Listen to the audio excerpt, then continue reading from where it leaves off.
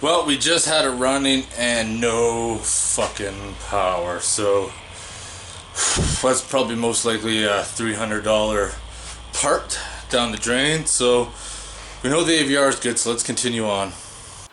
Hey everybody, it's Jay from Bullshit Corner. In today's video, we got the voltage regulator for the Honda generator. So we are going to install this puppy and see if it starts generating power. This was a $300 part. There's no guarantee this is going to work. We did some troubleshooting, and in order to go to the next steps, we got to make sure this is in working order. So, could be one or two things. If we install this and it still does not work, the exciter coil, whatever it is, that gives the stator wires, these two right here, the 12 volts to make the AVR turn on, might be the issue. Who knows? Let's get to work. Fuck, let's install this puppy and then see where it takes us. So all we're gonna need is a Phillips screwdriver to put this back in. Now if you look up top, there's a positive sign right there. So that's where the plus arrow is gonna go, the other side's a negative. And then it bolts in right there and up there. So plugs in down here. Pretty straightforward.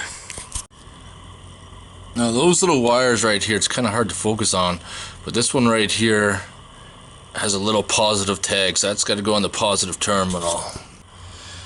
Well, the voltage regulator's installed. Wait for the battery to charge up a little bit because the battery's hooped, and see if she'll fire up. Alright, even picked up an antifreeze bottle. Let's screw the lid in, put her in place. Alright, didn't have a bottle when I got it, but it's in place now. So we're testing the main winding right now. Test that, you gotta go between the blue and white wires on the AC side, and it should be 20.24 ohms. It looks like we're a little high, but it says if resistance is 0 or infinity, replace the stator, so we're not 0 or infinity.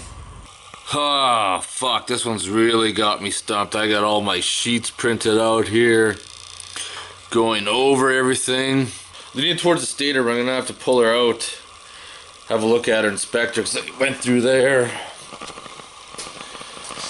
Pulled off the electrical panel back there, looking at shit. Fuck, what a mess.